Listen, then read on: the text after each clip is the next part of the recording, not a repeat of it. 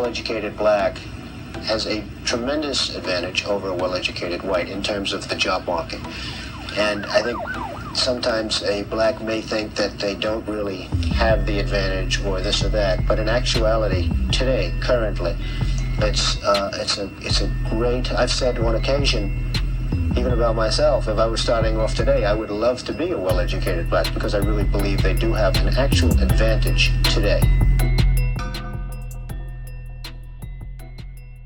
We need somebody that can take the brand of the United States and make it great again. Donald J. Trump is calling for a total and complete shutdown of Muslims entering the United States until our country's representatives can figure out what the hell is going on. We have no choice.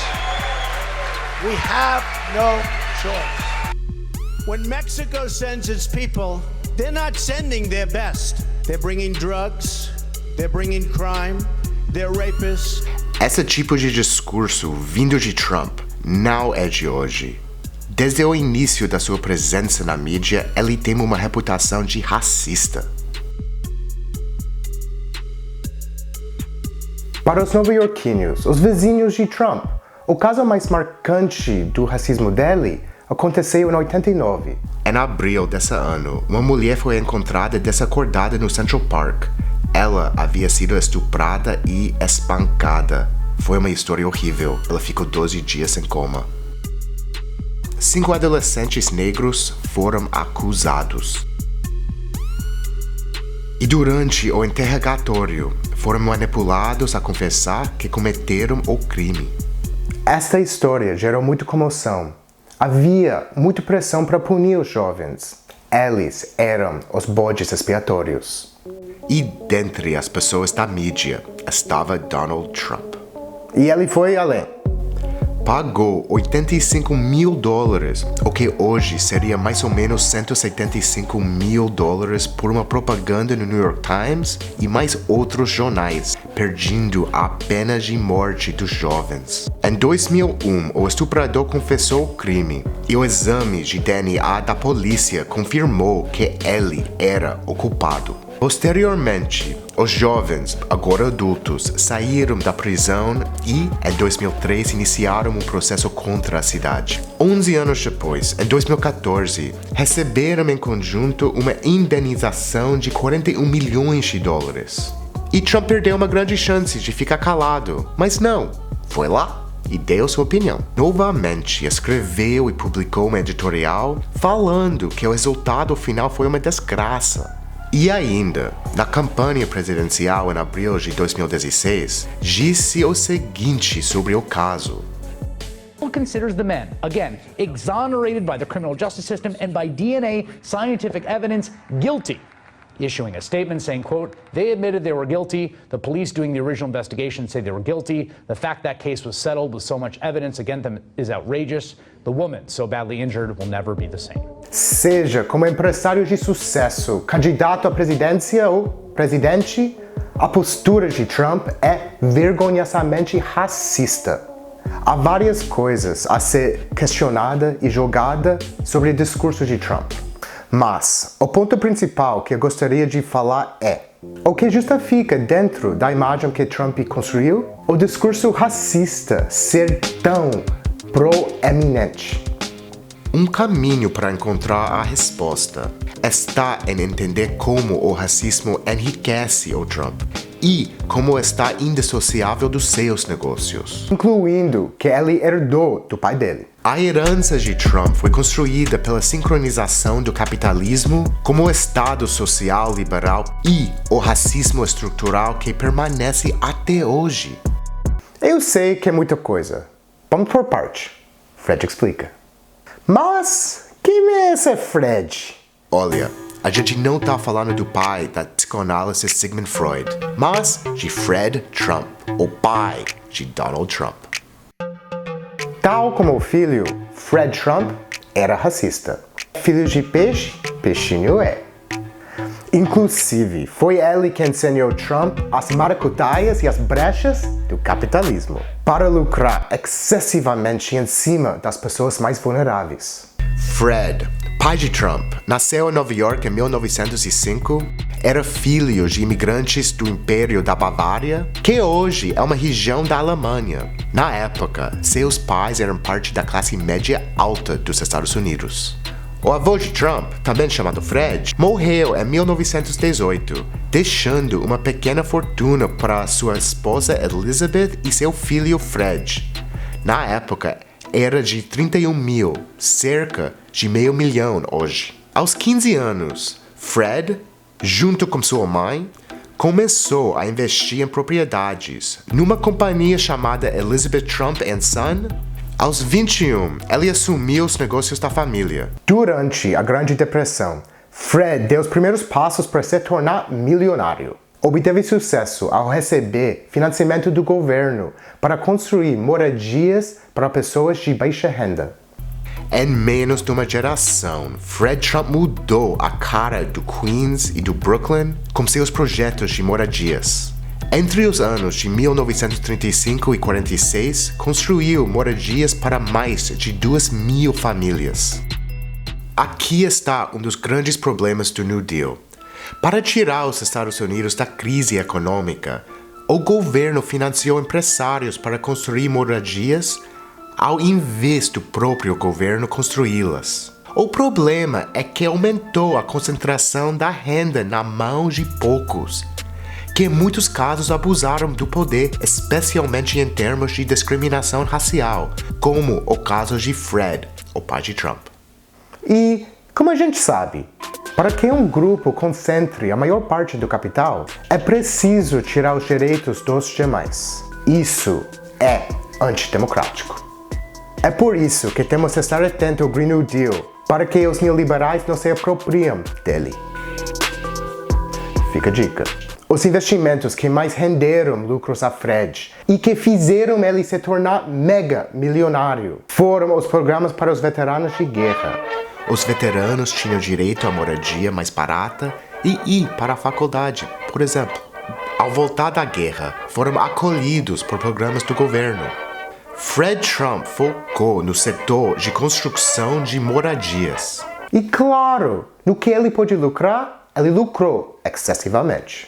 Para realizar as obras, ele colocou um valor bem mais alto, 4 vezes mais. Em 1954, a sociedade estava de olho em Fred Trump por causa do lucro excessivo com as obras. Ele estava sendo acusado de lucrar com os veteranos de guerra de forma imoral. Independente da opinião sobre a guerra, o Estado era responsável por aquelas pessoas, já que a maioria era obrigada a lutar na guerra, perdendo o emprego e muito do que havia construído ao longo da vida. E foi um problema lucro excessivo? Foi, mas estava tudo bem. Sabe por que ele não foi punido? Adivinha? Pinche capitalismo. A justificativa foi que, segundo o resultado das investigações, não havia nada ilegal em alguém ganhar lucro excessivo, mesmo que fosse com projetos do governo para pessoas de baixa renda. Não faz sentido algum. A empresa de Fred Trump era dona dos prédios. Os filhos de Fred Trump eram donos dos terrenos. Os inquilinos pagavam aluguel à empresa, que pagava o aluguel dos terrenos para os filhos de Fred Trump. Era tudo em família. Esse contrato era de 99 anos e poderia ser renovado por mais 99 anos. Quando alguém fala que o capitalismo dividiu a renda entre as pessoas, é balela. Na verdade, o que temos são dinastias cada vez mais ricas. Como assim? A situação fica ainda pior e vai além do acúmulo de capital. Are you just a phenomenon? Is it possible for everybody to be what you've become? No, it's not, but it's possible for a lot of people. You have to have the right genes to go out and... You have to have the right genes. Talvez. Freud explica mesmo. Em 1927, houve a primeira grande manifestação do Ku Klux Klan em Nova York, no Queens. no bairro de Jamaica. O Klan é um movimento protofascista americano e a principal ideologia que sustenta é a preservação de uma hierarquia racial que só o branco protestante tem poder. É bastante violento. É um tipo de milícia. Essa manifestação acabou num conflito violento entre os membros do Klan e a polícia. Quem estava lá, do lado do Klan? Fred Trump, que foi levado à delegacia com mais 6 outros e foi solto no mesmo dia. Há pessoas que argumentam que ele nunca fez parte do clã, porque nunca declarou publicamente. Mas ele também nunca fez uma declaração pública negando. Tiram suas próprias conclusões. Eu já tenho a minha. Eu vou mostrar como isso influenciou nos negócios. Em 1973, Trump Organization foi investigada pelo Departamento de Direitos Civis por causa da discriminação racial. A companhia recusava alugar casas para negros. Um dos agentes que trabalhava para Fred Trump testemunhou contra ele, dizendo que recebeu ordens para não alugar casas para negros. Dos 40 prédios de Trump, 39 tinha residentes que eram só brancos. O único prédio que era alugado para negros era em Flatbush, Brooklyn. Nas listas dos negros interessados em alugar, havia a letra C escrita, que nesse contexto queria dizer colored em inglês, uma palavra ofensiva. O processo de investigação foi aberto porque ele estava recebendo fundos do governo para construir casas para a população de baixa renda. E não cabia a ele decidir quem morar. É antidemocrático. O processo foi encerrado em 1975 e não deu em nada. Esse escândalo forçou Fred Trump a se afastar publicamente dos negócios. E é aí que o Donald se tornou a figura principal da empresa em 1973. E como se não bastasse, em 78, Donald Trump processou o governo federal por causa do processo de 73. Ele argumentou que sofreu discriminação e, como consequência, os negócios foram prejudicados. Ele queria 100 milhões. O processo não deu em nada. Quando Donald Trump assumiu os negócios da família, a empresa de construção faliu. Depois ele investiu em cassinos, que também faliu. Trump é conhecido por lucrar com a falência das empresas. Porém, a destruição dos pilares que sustentavam a companhia foi uma transição nos negócios. A Trump Organization foi transformada em uma marca, não precisando mais da estrutura material como o setor de construção para ganhar lucros. A materialidade é a fachada nos prédios na cidade de Nova York e no mundo. O momento em que isso acontece, em que a marca se sobrepõe às estruturas físicas, é quando Donald Trump cria uma imagem de si como celebridade e continua o império do seu pai. Essa marca é vazia, mas existe no imaginário, criando uma noção de que é real e verdadeira, uma verdade dentro da lógica do capitalismo, fazendo com que ele fosse eleito presidente dos Estados Unidos. O grande problema é que os dois lados da mesma moeda de Trump são antidemocráticos. De um lado, capitalismo e de outro lado, racismo. Quando Donald coloca anúncio no New York Times contra os 5 jovens negros, não era apenas um playboy mimado falando merda. É parte da construção da marca que só consegue obter êxito e sucesso porque está numa sociedade capitalista e racista. Os dois lados da mesma moeda. O racismo nos Estados Unidos, com Donald Trump presidente, se expande para um grupo maior. Com Fred eram os negros, com Donald, os latinos e os muçulmanos são incluídos. Quando observamos líderes mundiais que têm posturas racistas, misóginas, classistas, homofóbicas, xenofóbicas, enfim, que são contra direitos humanos, uma certeza podemos ter: não estamos num processo democrático. Em solidariedade, camarada gringo. I suppose old man Trump knows just how much racial hate he stirred up in the blood pots of